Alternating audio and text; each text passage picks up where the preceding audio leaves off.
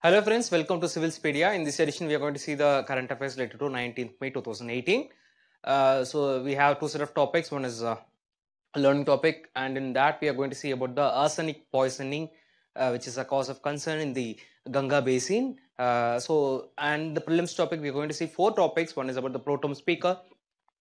Second is about the Competition Commission of India. Third is about the inventory versus marketplace model as far as this e-commerce is concerned, and lastly the World Heritage Outlook report. And coming to the first topic, that is a learning topic of the day, we are going to see about the arsenic poisoning.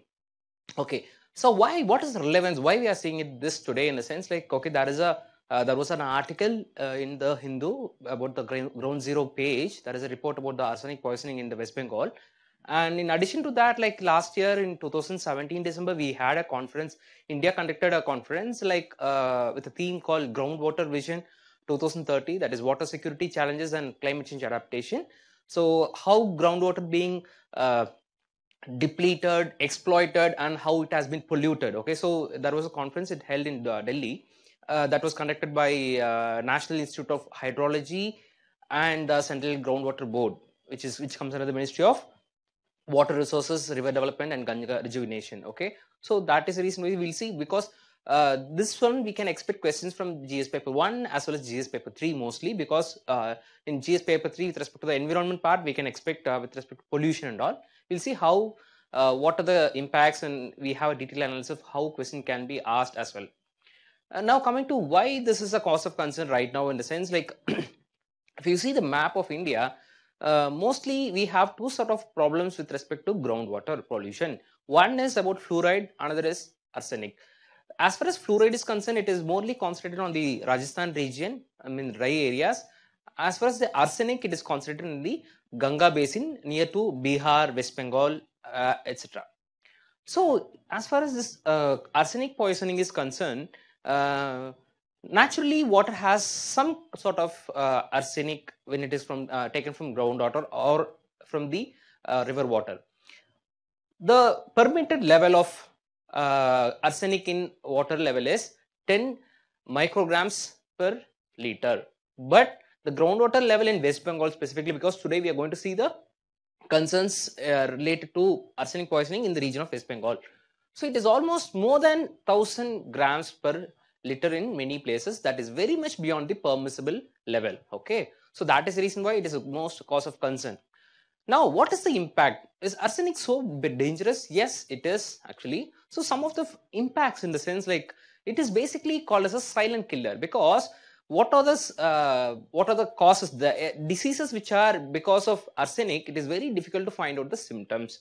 So only it is not so evident externally. Okay, so that is the reason it is called as a silent killer. As you know, already BP is blood pressure is also called as a silent killer.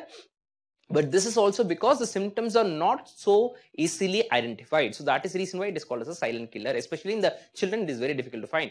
Second thing is about it indirectly or directly comes through the food chain also. So it's not like that we got to directly consume arsenic through groundwater. Even indirectly, when it enters through the food chain through fishes or something else, again it can enter indirectly. So that is also a cause of concern.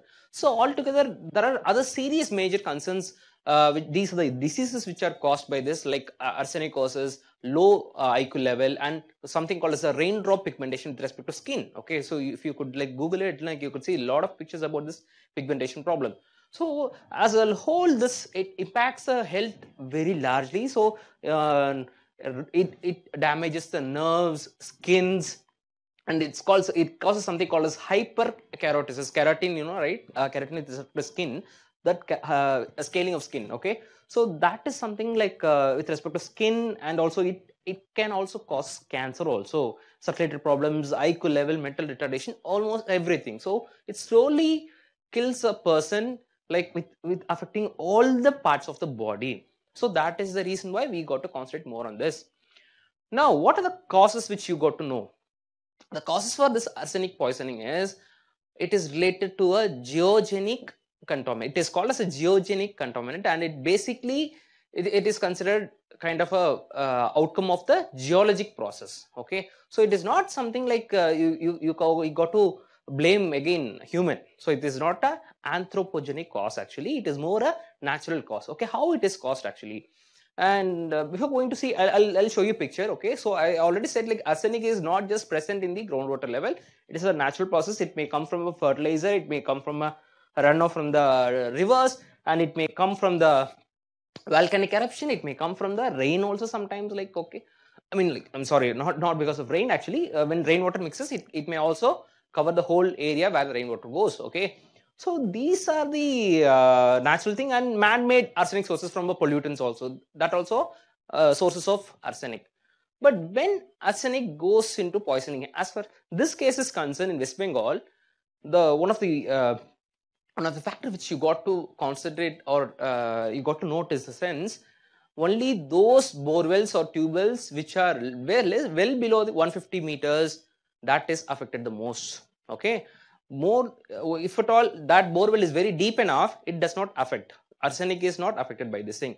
The reason they are saying is that, see, here they say this arsenic which was once part of like which was once part of this which was eroded by the Ganga river. Okay, once it came down and it settled as a rock, now what will happen that because of the oxidizing factor of some things, like, okay, like iron is already part of this thing. Okay, when a river erodes a rock, okay, the rock has not just iron, it has so many minerals, right? Okay, so those minerals, if at all it is taken away to the sea, it is not an issue at all.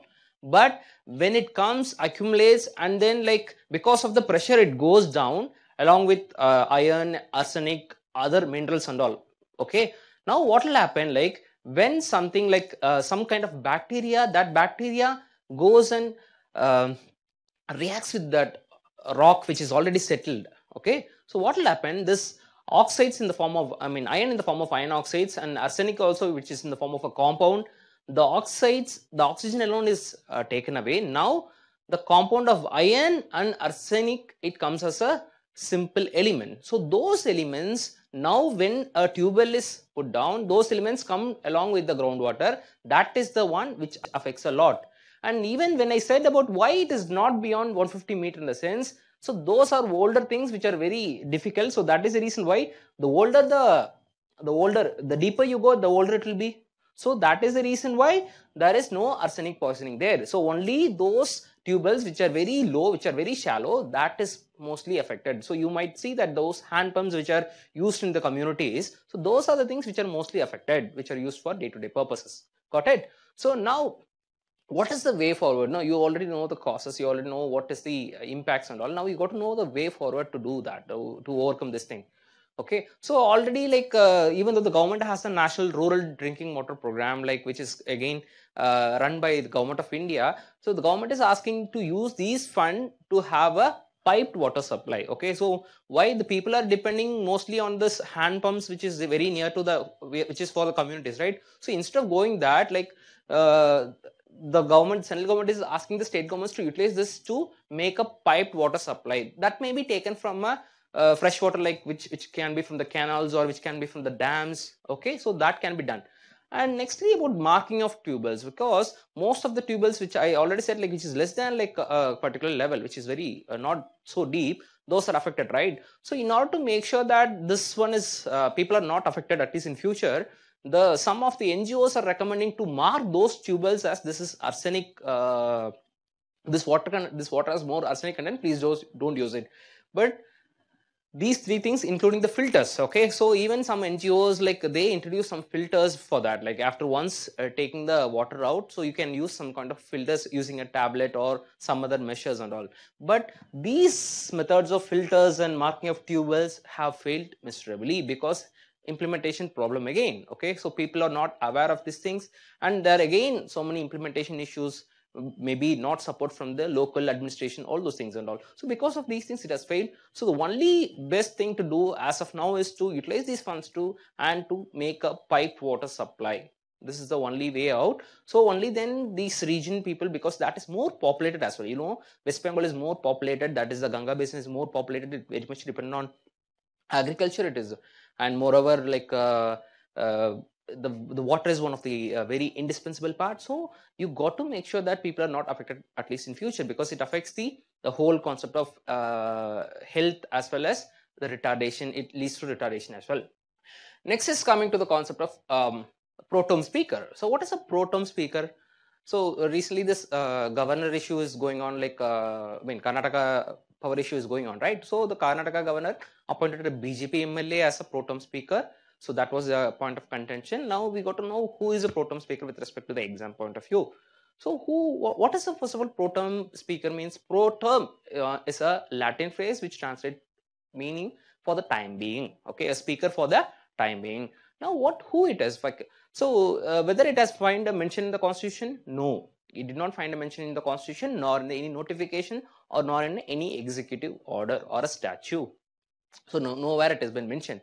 But under what power and who does it? So as you already know, it is the president or the governor in this case normally. Okay, since we are seeing the state assembly, it is the governor who has the authority. So governor has the power to appoint a Protem speaker. But where does this power comes from?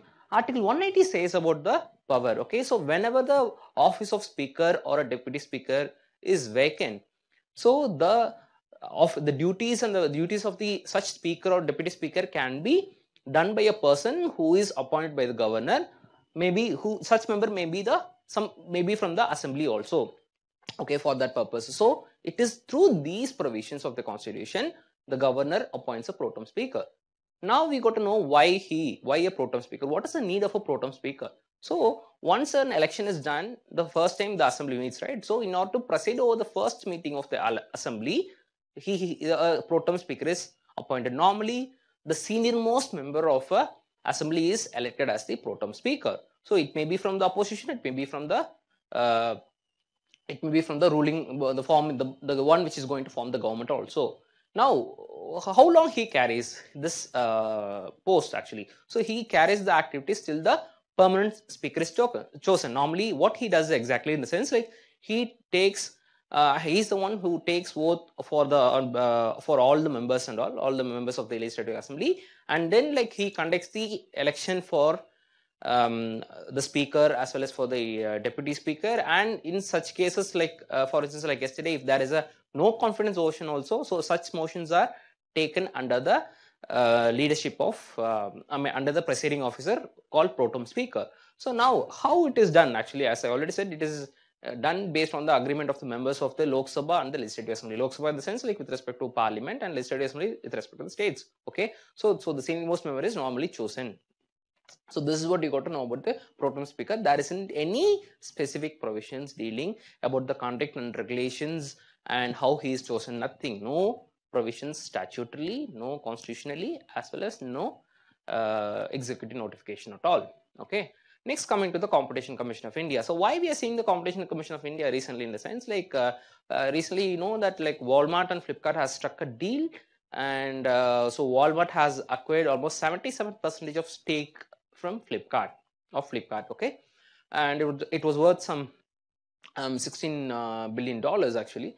So now Walmart has sought for the approval of India's antitrust regulator, that is the Competition Commission of India. So we'll see what is an antitrust competitor, what exactly this Competition Commission has to do, and why Walmart is going for this thing. Okay, so Walmart, I said, like it has like it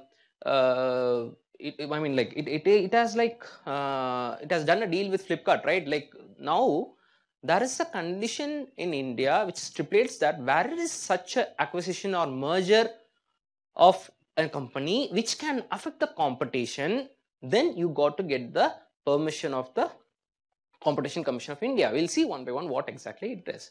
Okay, first of all, the objective of the Competition Commission of India is to these four things, which you can utilize it like in prelims as well as in mains. So first is to prevent anti-competitive practices. Okay, so when I speak about anti-competitive practices, in the sense like, so those practices which may eliminate the competition also. So I can give an example called predatory pricing. There is a concept called predatory pricing. So what is this predatory pricing? So you are keeping I'll give an example. For instance, there was an allegation of predatory pricing on Reliance Jio. So they said like if at all Reliance Jio gives unlimited calls, unlimited data for a very nominal price, it will eliminate the competition of other cellular operators like Airtel, Vodafone, BSNL and all, right? So this kind of predatory pricing is omitted. But there was a case which was filed against Reliance, but Reliance won against the companies. Reliance finally they said like it is not a predatory pricing and all. This is an example I'm giving it. Second is about the promoting and sustaining competition. So as to have a competition in the sense like in order to make sure that like everyone in the competitor, he has a healthy as well as sustainable competition. That is about the protection of interest of the consumers. At the end of the day, again, people should not be bullied by the these marketers. Actually, normally you might have seen like once if at all an EMI is put, like if you go for buying a product and there is an EMI, there is an hidden charges. Now you might not know the hidden charges. There will be a zero EMI, but there will be so much of a processing fee. Okay, so again, Competition Commission of India once came out with the concept called there should not be zero EMI, there should be mandatory percentage, and you should clearly speak about the processing fee also. So indirectly or directly, if at all the companies deceive the consumers, then it is the duty of a competition commission to protect the consumers. And lastly, to ensure freedom of trade in the markets of India. Again, like so when Ola and Uber came in, like there were a lot of like complaints came from the local taxi owners, radio taxi owners, and private owners, like of in the terms of Miro and all. Okay, so now this is the duty of Competition Commission in India to ensure freedom of trade in markets also. Now coming to the major functions, these are the major functions you got to know. First is about prohibiting anti-competitive agreements. So this is something like prohibiting anti-competitive agreements in the sense like I'll give you an example. So if at all there are two companies which says that okay, which are running a, say for instance they're running a travel operators for, okay, for instance like they have an agreement between them. Okay, morning you run all your buses in the morning, I'll run buses in the evening. Okay, in between we won't run anything. Like in morning you fix a better rate, like okay, like a very high rate. In evening I'll fix a high rate. So I won't compete with you, you won't compete with me, but we'll like ensure that there is no competition at all. By the time we'll exploit the customers and then make money. Okay, for instance tomorrow like something like this happens, like okay, it may happen in like so many transport majorly, and also with respect to something else also, like in most of the fields also it can be done. Like this sort of anti-competitive agreements has to be prohibited. Next is about prohibiting abuse of dominance. So abuse of dominance is not a problem, but abuse of dominance is a problem. So for instance like today someone like a major shareholder, for instance like only imagine like Airtel has 80% of the consumers. Okay, so if at all tomorrow someone has to enter into that, who are unable to like unable to compete with Airtel. Okay, for instance today's if at all a call for today from Airtel is 2 rupees. Okay, now suddenly a person comes in and then he says that okay, I'll give it for 50 paise. Now what will Airtel will do? He can do that, lucky he can bring the cost price to 30 paise or 20 paise even, so as to eliminate the competition. So in such a case what will do, having this dominance, he can abuse that to eliminate competition so that no one enters into that. So in such a case also Competition Commission of India comes into scene. Lastly, about regulating combinations, that is what we are seeing right now, because when Walmart acquires Flipkart, okay, so then it has to go through the acquisitions and all those things, because Walmart is acquiring shares of Flipkart. Okay, so that is the reason why it got to get the permission of Competition Commission of India. Even in case of mergers, there is a problem, because so there is a talk going on between merger of Ola and Uber. Okay, but why again Ola or Uber, if it has to, I mean, if they have to merge together, then they got to get the permission of CCI, because so if tomorrow Ola and Uber like they merge together, then they'll become monopoly, and they'll again it will impact the whole market as a whole transport market as a whole. So that is the reason why you got to get the Competition Commission of India to also to ensure that merger won't affect the consumer at large. Okay. And lastly, about the marketplace model as well as the inventory model. So this is something related to e-commerce which you got to know. So So I'll tell you an example before going into this. What exactly the modality is? I'll tell you an definition. So marketplace model is a information technology platform which runs an e-commerce entity on a digital as well as electronic network so as to act as a facilitator between buyer and seller. Okay, but I'll tell you an example by going through directly. So you might have seen these pictures, right? One is about Amazon. This is right on this Amazon. On your left is Flipkart.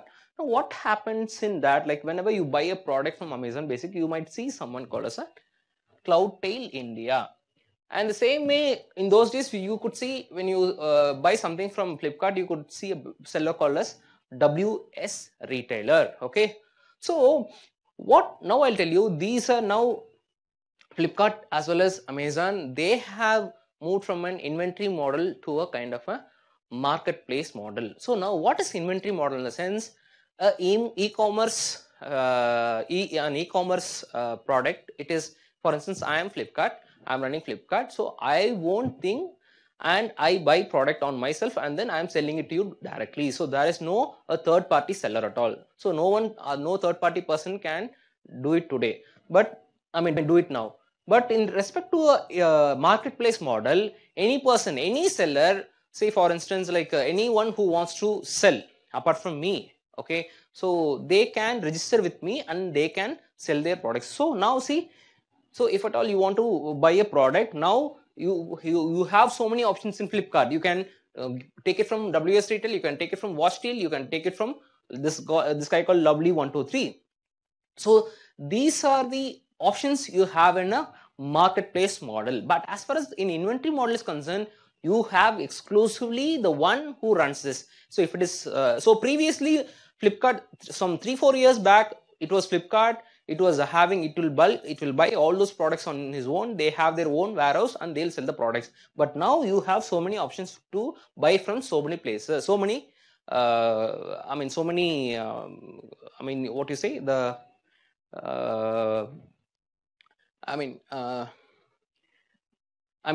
so many sellers. So you have so many sellers to sell it from. So this is what you got to know. But even in Amazon, they have that. But that is a condition related. Like, but initially, as I already said, they have moved from an inventory model to marketplace. Okay, so previously they used to have their own warehouse. They used to sell directly to the consumers. Now they have allowed the third-party sellers to sell from their platform. So now they have moved to marketplace.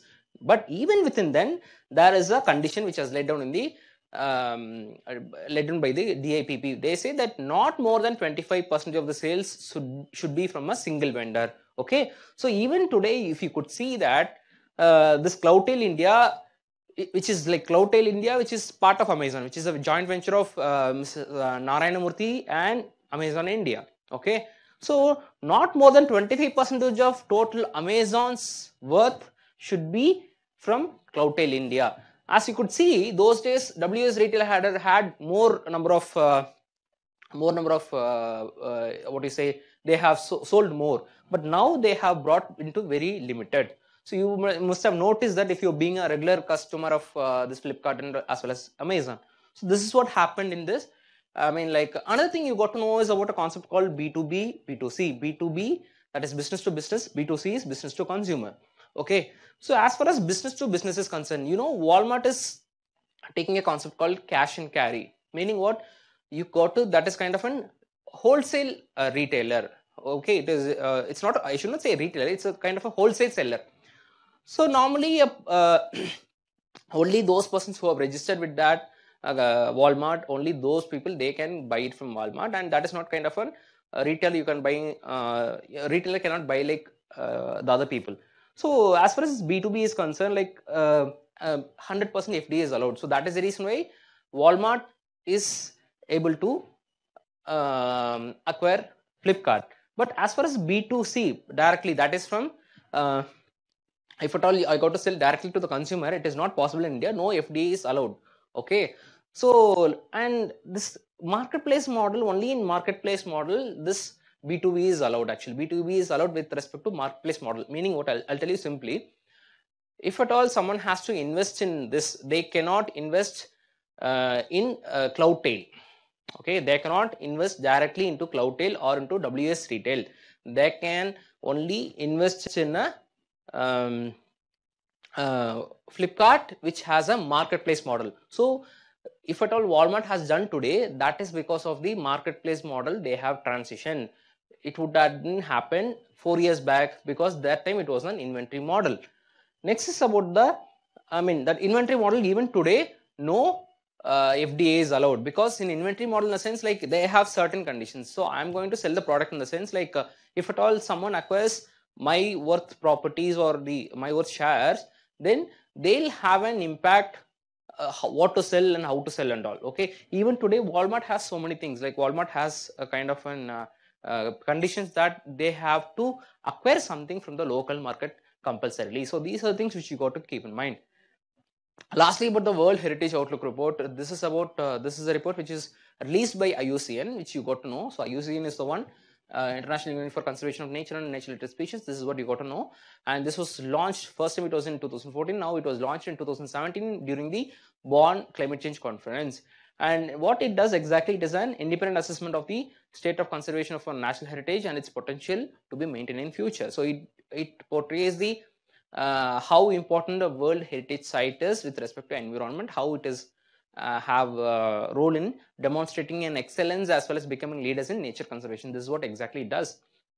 So now this results has come, it was in 2017. Now there was a news article, it is in the Chennai edition of the Hindu, and it says that this World Heritage Outlook is, two reports says that like these heritage, world natural heritage I'm meaning, those almost some 30 to 40 percentage are a cause of concern. They are being exploited and it is a sign of danger. Now you got to know the World Heritage report, World Heritage sites with respect to India. You have natural as well as the cultural. Those things in the yellow is cultural, in the green is a natural. So you could see Western Ghats, Sundarbans, there you go, Manas, and to the east Kaziranga, and here it is a mix, that is Kanchenjunga. It was announced in 2016, that is a mixed one.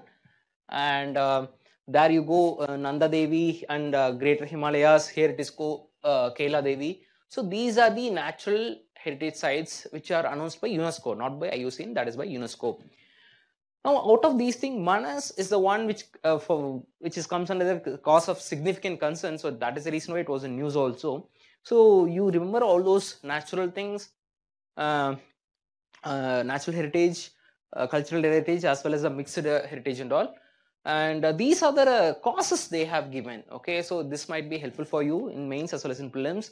Mostly it is because of the tourism which affects the heritage sites at the most. Next comes hunting. Next comes infrastructure such as roads, rails, and building of dams, etc. So these are things which you got to look out for in these report, and you can expect questions. So that's it for the day, guys. Have a nice day.